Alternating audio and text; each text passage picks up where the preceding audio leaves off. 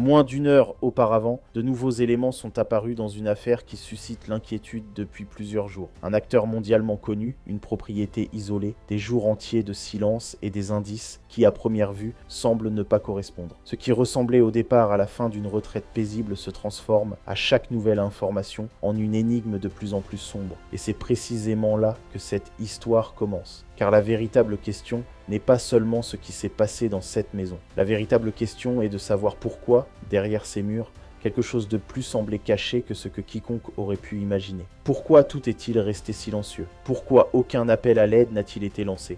Et pourquoi les enquêteurs n'ont-ils pas seulement dû pénétrer dans une propriété, mais briser tout un système de silence, d'isolement et de secret? Si tu aimes les histoires profondes et captivantes comme celle-ci, reste absolument jusqu'au bout. Et si tu es nouveau ici, abonne-toi à la chaîne, car ce qui arrive maintenant va complètement changer la manière dont tu vois cette affaire. Lorsque les autorités sont arrivées sur les lieux, il est immédiatement apparu que cette intervention ne serait pas ordinaire. Le terrain ne ressemblait pas à une simple résidence privée, mais plutôt à une zone protégée. De hauts portails, des limites massives, un espace clairement conçu pour garder les gens à l'extérieur et les informations à l'intérieur. Personne n'avait eu de nouvelles du couple depuis des jours. Aucun rappel, aucune réaction, aucune routine, comme on pourrait s'y attendre dans une propriété aussi strictement organisée. Puis est venu le moment où les agents n'ont pas simplement franchi le seuil, mais ont dû forcer l'accès. Rien que cela a tout changé, car ceux qui connaissent ce type de résidence le savent. Si plus rien ne s'ouvre de l'intérieur, quelque chose ne va pas du tout. À l'intérieur, les enquêteurs n'ont pas seulement trouvé le silence, mais une atmosphère qui laissait immédiatement comprendre que quelque chose de décisif s'était produit ici dans les jours précédents. Officiellement, tout semblait d'abord clair. Les premières évaluations évoquaient des causes naturelles.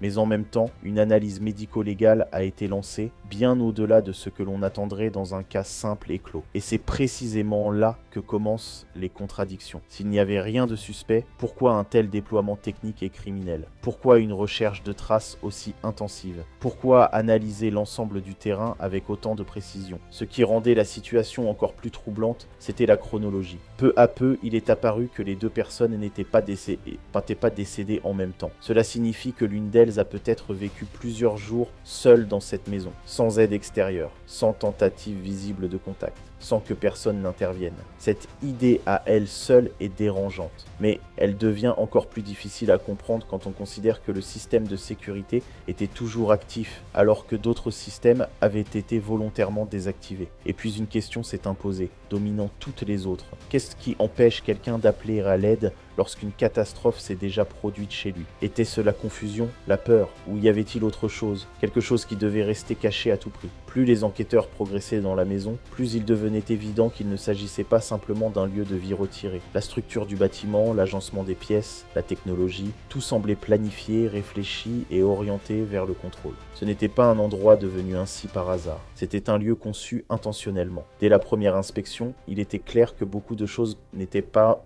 à leur place. Les meubles ne se trouvaient pas là où ils auraient dû être. Certains objets semblaient déplacés, comme si quelqu'un les avait fouillés à la hâte ou volontairement réorganisés. Les livres n'étaient pas rangés proprement dans les étagères, mais semblaient avoir été sortis puis remis sans ordre. Des tiroirs restaient entr'ouverts, juste assez pour montrer qu'ils avaient été utilisés. Et puis, il y avait ce coffre-fort dans une chambre, ouvert, vide, sans trace visible de ce qu'il contenait auparavant. Tout cela ne donnait pas une image claire, mais cela créait une impression. L'impression que quelqu'un avait été actif ici dans les derniers jours, que quelque chose avait été cherché ou caché. Lorsque les agents atteignirent finalement la bibliothèque privée, l'atmosphère changea encore. Cette pièce était différente, plus calme, plus lourde, comme si elle portait davantage que de simples livres et souvenirs. C'était l'un de ces endroits qui semblent insignifiants au premier regard, mais qui révèlent une profondeur difficile à expliquer lorsqu'on y prête attention. Et c'est précisément là, dans cette pièce, que le véritable mystère a commencé à se dévoiler. Au début, ce n'était qu'un détail, une légère irrégularité dans la structure du mur, quelque chose qui ne correspondait pas tout à fait aux autres matériaux. Aucun mécanisme évident, aucune porte visible, rien que l'on puisse immédiatement identifier comme une entrée, mais suffisamment pour attirer l'attention de quelqu'un d'expérimenté. Les enquêteurs commencèrent à s'y examiner de plus près. Ils palpèrent la surface, vérifièrent les contours, cherchèrent des transitions. Et puis, ils découvrirent quelque chose qui changea tout, un mécanisme caché. Pas un simple levier, ni une entrée secrète classique comme dans les films, mais une construction manifestement conçue pour ne pas être découverte par hasard. Il fallait une séquence précise d'actions pour l'activer. Un système qui n'avait de sens que pour quelqu'un sachant exactement quoi chercher. Et lorsque le mur finit par bouger, il devint clair que ce qui se trouvait derrière n'était pas improvisé. C'était planifié, précis et ancien. Derrière l'ouverture se trouvait un passage étroit. L'air y était plus frais, plus dense. Le sol devenait rugueux, de pierres brutes, et devant eux s'étendaient des marches menant vers le bas. Aucune lumière, aucune ventilation visible, juste l'obscurité. À cet instant, l'enquête devint une descente dans l'inconnu. Si tu es encore là, tu comprends déjà que cette affaire n'est pas ordinaire. Et maintenant, tout devient encore plus intense. Reste bien avec nous, car ce qui arrive ensuite va bouleverser toutes les hypothèses. Les premiers pas vers le bas furent prudents. Chaque mouvement résonnait légèrement, comme si l'espace lui-même répondait. À chaque marche, la température chutait sensiblement. L'air devenait plus dense, presque humide, avec un goût métallique qui restait en bouche. Les lampes torches découpaient l'obscurité, mais leur portée restait limitée. Puis, les faisceaux atteignirent les murs. Et là, tout s'arrêta, car la surface n'était pas lisse. Elle était travaillée, recouverte de marques immédiatement reconnaissables comme intentionnelles. Ce n'étaient pas des rayures, ni des dégâts causés par le temps. C'étaient des gravures précises, des lignes, des formes, des symboles. Certains rappelaient vaguement des signes anciens, comme ceux que l'on retrouve dans des représentations historiques. D'autres semblaient plus techniques, presque comme des schémas ou des plans. C'était comme si quelqu'un avait tenté de consigner des idées à la fois anciennes et étrangères. Les enquêteurs poursuivirent leur descente, lentement, attentifs. Chaque pas révélait de nouveaux détails. La structure des murs évoluait également. Plus haut, elle semblait relativement soignée. Plus bas, elle devenait irrégulière. Les traces d'outils étaient visibles. Pas des machines modernes, mais quelque chose de plus simple, plus brut. Cela en soi était déjà étrange, mais ce qui rendait l'ensemble encore plus déroutant, c'était la transition. Comme si l'on traversait différentes époques, sans savoir quand ni comment elles avaient été créées. Un expert, appelé plus tard, décrivit la chose ainsi. La partie supérieure semblait être un renforcement ultérieur, une adaptation. Mais la base en dessous, elle, était déjà là. Et cette idée ouvrit une nouvelle possibilité. Et si ce qui se trouvait sous cette maison n'avait pas été construit par ses occupants actuels, et si cela existait depuis bien plus longtemps, découvert, utilisé, puis dissimulé? Cette question s'imposa soudain pendant que les enquêteurs continuaient à s'enfoncer. Et plus ils avançaient, plus il devenait clair qu'ils n'étaient pas dans une simple pièce, mais face à quelque chose de bien plus vaste. Le couloir étroit ne s'arrêtait pas brusquement. Il s'ouvrait peu à peu, presque imperceptiblement, jusqu'à ce que la sensation d'étroitesse disparaisse et qu'un espace plus grand apparaisse devant eux. Ce n'était pas une cave moderne, ni une réserve. Rien de ce que l'on s'attendrait à trouver dans une propriété privée. Les dimensions semblaient plus anciennes, plus lourdes, comme si cet endroit avait eu une toute autre fonction que tout ce qui se trouvait au-dessus. Les faisceaux des lampes glissèrent sur le sol, sur les murs, sur des objets d'abord visibles seulement comme des silhouettes. Puis il devint évident que cette pièce n'était pas vide. Le long des côtés se trouvaient des caisses, certaines en bois, visiblement très anciennes, partiellement effondrées, comme si elles avaient résisté pendant des décennies, peut-être davantage à l'humidité et au temps. D'autres semblaient plus solide, ajouté plus tard, peut-être pour sécuriser ou transporter quelque chose. Le sol était irrégulier, par endroits recouvert de poussière, ailleurs d'éléments difficiles à identifier immédiatement. Un enquêteur s'approcha d'une des caisses. Avec précaution, il souleva le couvercle, qui céda dans un léger craquement sec. À l'intérieur se trouvaient des documents, jaunis, fragiles, les bords enroulés, un papier manifestement ancien, mais pas simplement ancien. Il donnait l'impression d'avoir été conservé volontairement. À côté des papiers reposaient des objets métalliques. Certains rongés par la rouille, d'autres étonnamment bien préservés. Des formes qu'on ne reconnaissait pas immédiatement. Aucun usage évident, aucun lien clair avec quelque chose de quotidien. Ce n'étaient pas des outils au sens habituel, mais pas non plus de simples objets décoratifs. Un autre agent dirigea sa lampe vers le centre de la pièce. Et là apparut quelque chose qui souleva encore davantage de questions. Le sol en pierre n'était pas lisse. Il était travaillé. Des lignes formaient des motifs circulaires sur toute la surface. Précis, répétitifs, comme les éléments d'un système plus vaste. Vu d'en haut, c'est du moins ce qu'imaginèrent les enquêteurs. L'ensemble devait former une figure qui n'avait rien de fortuit. Cela ressemblait à une sorte de carte, ou plus exactement à la représentation de quelque chose qui ne se trouvait pas directement dans la pièce. Les lignes évoquaient des trajectoires, des mouvements, des connexions. Certains points étaient accentués, d'autres reliés entre eux. On aurait dit que quelqu'un avait voulu enregistrer un système complexe, non pas pour décorer, mais pour s'orienter. Pendant ce temps, d'autres caisses furent ouvertes. Dans l'une d'elles, ils trouvèrent des photographies, en noir et blanc, partiellement passées, mais encore lisibles. Des personnes dont personne ne put identifier immédiatement les visages. Des vêtements d'une autre époque, des arrière-plans ne donnant aucun indice net sur des lieux connus. Sur l'un des clichés, plusieurs personnes se tenaient autour d'une table. Dessus reposaient des cartes ou des plans à peine distinguables sur la photo elle-même. La lumière venait du dessus, dure et directe, projetant certaines parties des visages dans l'ombre. Ce n'était pas une photo privée, cela ressemblait davantage à la documentation d'une réunion. Au dos d'une photographie, une année avait été inscrite, en chiffres, clairement antérieurs à tout ce que l'on pouvait relier à la maison elle-même. À côté, un seul mot, dans une langue qu'aucune des personnes présentes ne put reconnaître sur le champ. Les documents trouvés dans des chemises en cuir renforçaient cette impression. Des pages couvertes d'entrées, de dates, de noms, ou du moins d'endroits où des noms auraient dû apparaître. Beaucoup étaient noircis ou rendus illisibles. Certains passages semblaient avoir été volontairement retirés, comme si quelqu'un avait voulu isoler certaines informations du reste. Et puis, il y avait encore autre chose. Un objet qui attira immédiatement l'attention parce qu'il ne ressemblait à rien de tout ce qui avait été découvert jusque-là. Un petit cylindre métallique, à peine plus grand qu'une main. Sa surface était lisse, sans joint visible. À l'intérieur, des anneaux pouvaient tourner les uns contre les autres, sans qu'aucun mécanisme clair ne soit identifiable. Il était impossible de comprendre immédiatement comment cet objet avait été fabriqué. Aucune vis, aucun assemblage, rien qui évoque une fabrication classique. Un technicien appelé plus tard choisit ces mots avec prudence. L'objet semblait avoir été façonné à partir d'une seule pièce, mais d'une manière difficile à expliquer. Alors que les premières découvertes étaient documentées, les enquêteurs remarquèrent un élément décisif. Cette pièce n'était pas simplement un espace de stockage. La disposition des objets, les marques au sol, la structure des murs, tout semblait lié. Comme si cet endroit avait eu une fonction dépassant largement le simple fait de conserver des choses. Puis, tout au fond de la pièce, la lumière se posa sur quelque chose qui éclipsa tout le reste. Une porte, encastrée dans la roche, à peine saillante mais massive. En métal, fortement corrodé, avec des traces de travail sur les bords. Aucune charnière visible, aucune poignée. Aucun moyen simple de l'ouvrir depuis l'extérieur. Sa surface portait des lignes qui ressemblaient à des soudures, comme si elles n'avaient pas seulement été fermées, mais scellées de manière permanente.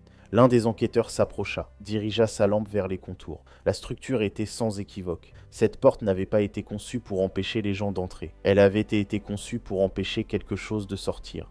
À cet instant, toute l'évaluation du lieu changea. Jusque-là, ils avaient affaire à un site inhabituel, peut-être historique. Mais cette porte posait une nouvelle question, plus lourde que tout ce qui précédait. Qui avait-il derrière? Et surtout, pourquoi cela avait-il été enfermé de cette manière? La découverte de cette porte modifia la dynamique de toute l'enquête. Jusqu'alors, il s'agissait d'un lieu étrange, peut-être ancien, peut-être mystérieux, mais encore dans une catégorie qu'on pouvait tenter de comprendre. Or, cette barrière délibérément scellée de l'intérieur ne laissait aucun doute. Il y avait là quelque chose de plus. Les enquêteurs gardèrent d'abord leur distance. Personne ne tenta immédiatement de l'ouvrir. La zone fut sécurisée, documentée, mesurée. Chaque rayure, chaque ligne, chaque trace fut enregistrée. Car une chose était certaine, dès qu'on intervient, l'état de cet endroit change de manière irréversible. Pendant ce temps, l'enquête se poursuivait à l'étage. Des équipes analysaient les relevés téléphoniques, vérifiaient les derniers déplacements dans la maison, reconstituaient les jours précédant la découverte. Là aussi, de nouvelles questions apparurent. Aucun signe d'activité précipitée, aucune indication de panique. Tout semblait maîtrisé, presque comme si la coupure avec le monde extérieur avait été décidée consciemment. Particulièrement troublant, certains systèmes restaient actifs tandis que d'autres avaient été désactivés. L'alarme fonctionnait encore, les accès étaient sécurisés, mais les systèmes de surveillance interne avaient été volontairement coupés. Cela suggérait quelqu'un qui connaissait parfaitement la technologie du lieu et qui avait décidé avec précision ce qui devait rester visible et ce qui devait disparaître. En parallèle, des experts en structures atypiques et en architectures anciennes furent appelés. Leurs premières évaluations confirmèrent l'impression déjà naissante. La partie inférieure n'avait pas été construite d'un seul bloc. Il existait des différences nettes de matériaux, de techniques et d'exécution. Certaines sections semblaient bien plus anciennes que d'autres. Quelques portions pouvaient remonter à une époque où ce type de construction était courant, outils simples, taille directe de la roche, D'autres, au contraire, montraient des renforcements modernes, comme si quelqu'un avait repris un lieu déjà existant, puis l'avait adapté. Cette constatation mena à une nouvelle hypothèse. Peut-être que cet espace n'avait jamais été conçu comme une simple extension d'une maison privée. Peut-être existait-il bien avant la construction du bâtiment au-dessus. Pendant que cette idée prenait forme, d'autres éléments commencèrent à s'ajouter. À l'extérieur de la propriété, certaines personnes du voisinage, jusque-là silencieuses, commencèrent à partager des observations qu'elles avaient longtemps jugées insignifiantes. Des bruits, principalement la nuit. Pas des sons clairement identifiables, mais plutôt des vibrations sourdes, presque imperceptibles à l'oreille, davantage ressenties que réellement entendues, irrégulières mais récurrentes. Un habitant décrivit cela comme une activité souterraine. Rien de constant, rien de suffisamment évident pour alerter, mais assez inhabituel pour marquer les esprits. À l'époque, personne n'y avait prêté attention. Désormais, ces souvenirs prenaient une toute autre dimension. Un autre témoin évoqua des véhicules arrivant tard dans la nuit et repartant à l'aube. Aucune identification visible, aucun logo d'entreprise, des déplacements discrets, absents de toute trace officielle. Individuellement, ces témoignages restaient moins fragiles, mais ensemble, ils commençaient à dessiner une image cohérente, celle d'un lieu où se déroulaient des activités qui n'étaient pas destinées à être vues ni enregistrées. Pendant ce temps, la porte souterraine restait fermée. Des spécialistes furent appelés pour évaluer les méthodes d'ouverture possibles. L'objectif n'était pas simplement d'accéder à ce qui se trouvait derrière, mais de le faire sans compromettre l'intégrité du contenu, et surtout sans prendre de risques inutiles. Car une question dominait désormais toutes les autres. Ce qui se trouvait derrière cette porte relevait-il uniquement du passé, ou existait-il encore un impact dans le présent? Les discussions autour de cette question furent prudentes. Aucun des experts ne souhaitait tirer de conclusions hâtives, mais aucun ne pouvait non plus ignorer cette possibilité. En parallèle, les matériaux découverts dans la salle continuaient d'être analysés. Le métal de la porte, en particulier, attira l'attention. Sa composition indiquait une fabrication intentionnelle, précise. Ce n'était pas une structure improvisée, mais un élément conçu pour une fonction spécifique. Les caisses furent méthodiquement cataloguées. Chaque document photographié, conservé, étudié. Certains éléments pouvaient être partiellement identifiés. Notes historiques, croquis techniques, fragments d'archives, d'autres restaient totalement énigmatiques. Ce qui compliquait toute interprétation, c'était le mélange des éléments. Il ne s'agissait ni d'un simple dépôt, ni d'un laboratoire, ni d'un vestige isolé d'une époque donnée. C'était un ensemble hybride, cohérent dans sa structure, mais difficile à définir. Avec chaque jour qui passait, l'enquête s'élargissait. De nouvelles équipes furent intégrées. Des domaines d'expertise initialement jugés inutiles devinrent essentiels. Linguistes, spécialistes des matériaux, historiens. Et malgré tout, un point central restait inchangé. La réponse principale se trouvait derrière cette porte. À l'extérieur, le public ne connaissait qu'une infime partie de la réalité. Les communications officielles restaient vagues, prudentes, limitées à l'essentiel. Une enquête en cours, rien de plus. Mais ce silence ne faisait qu'alimenter les spéculations. À l'intérieur de l'équipe d'investigation, cependant, il n'était pas question de spéculer, mais de procéder avec méthode. Personne ne savait ce qui se produirait lorsque la porte serait ouverte. Et c'est précisément pour cette raison que ce moment fut retardé. Préparé, anticipé autant que possible. Car quelle que soit la nature de ce qui se trouvait derrière, il existait manifestement une raison pour laquelle cela avait été caché si longtemps. Au fil des jours, l'objectif de l'enquête évolua profondément. Ce qui avait commencé comme une investigation sur un décès inhabituel s'était transformé en une recherche bien plus vaste. En interne, on ne parlait plus seulement de cause, mais de connexion, de décision, d'intention. La porte, toujours scellée,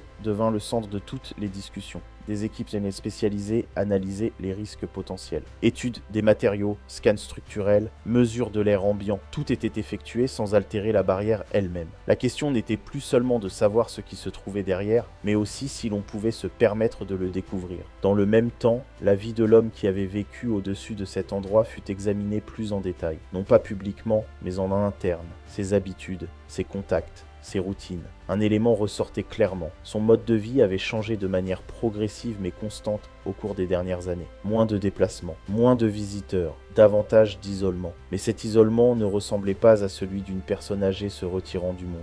Il semblait organisé, structuré, comme si quelqu'un avait délibérément réduit le périmètre dans lequel sa vie se déroulait. Même les contrats des rares employés encore présents furent analysés. Ils étaient étonnamment stricts, pas seulement en matière de confidentialité, mais aussi concernant des détails inhabituels. Les trajets autorisés sur la propriété, les zones accessibles, les horaires durant lesquels certaines pièces ne devaient pas être approchées. Cela suggérait l'existence de zones volontairement isolées au sein même du domaine, des zones interdites même pour ceux qui y travaillaient. Une autre découverte vint renforcer cette impression. Dans les murs de la maison, une ancienne ligne technique fut identifiée, un système qui ne correspondait à aucune installation connue. Elle menait directement vers la zone sous la bibliothèque. Fait notable, cette ligne était encore fonctionnelle. Personne ne put déterminer immédiatement son usage. Communication, énergie, autre chose, mais le fait qu'elle ait été entretenue indiquait clairement qu'elle n'avait pas été oubliée. Parallèlement, les témoignages des voisins furent réexaminés, cette fois de manière structurée, afin d'identifier des schémas. Et effectivement, des correspondances apparurent. Des périodes spécifiques durant lesquelles des activités avaient été observées. Des sons revenant à intervalles réguliers. Des variations de lumière dans des zones normalement invisibles de l'extérieur. Pris isolément, ces éléments restaient ambigus, mais ensemble, ils formaient une image de plus en plus difficile à ignorer. La question n'était plus simplement ce qui se trouvait sous la maison. La question était de savoir si ce qui s'y trouvait avait été actif pendant des années. Au même moment, la communication interne entre les autorités impliquées changea. Les informations furent davantage filtrées, l'accès aux données restreint. Certains membres initiaux de l'enquête n'avaient plus accès à l'ensemble des éléments. De l'extérieur, rien de tout cela n'était visible. Mais en interne, il était clair que le niveau de classification avait évolué. Puis vint le moment que tous attendaient. Après une préparation minutieuse, la décision fut prise d'ouvrir la porte. Partiellement, pas complètement, pas immédiatement, progressivement, sous contrôle. La zone fut sécurisée, des capteurs installés, des protocoles de sécurité activés. Chaque personne présente comprenait qu'il ne s'agissait pas d'une opération ordinaire. Lorsque les premières tentatives commencèrent pour briser le scellement, il apparut rapidement que la structure était plus complexe que prévu. Les couches extérieures pouvaient être analysées, mais le mécanisme interne restait incompréhensible. Comme si la porte elle-même faisait partie d'un système conçu pour empêcher toute ouverture simple. Le travail prit du temps, longtemps, des heures de progression lente, interrompues par de nouveaux obstacles. Puis, finalement, un changement. Un espace minuscule apparut le long d'un des bords, trop étroit pour voir à l'intérieur, trop limité pour distinguer quoi que ce soit, mais suffisant pour confirmer une chose essentielle. Il y avait bien un autre espace derrière. Les capteurs réagirent immédiatement. De légères variations furent enregistrées. Rien de dramatique, mais assez pour capter l'attention de toute l'équipe. À cet instant, assez précis, une décision fut prise. Ne pas aller plus loin. Pas encore, car une chose devenait évidente. Ce qui se trouvait derrière cette porte n'était pas seulement caché, c'était maintenu. Et tant que personne ne savait exactement pourquoi, l'ouvrir complètement pouvait tout changer.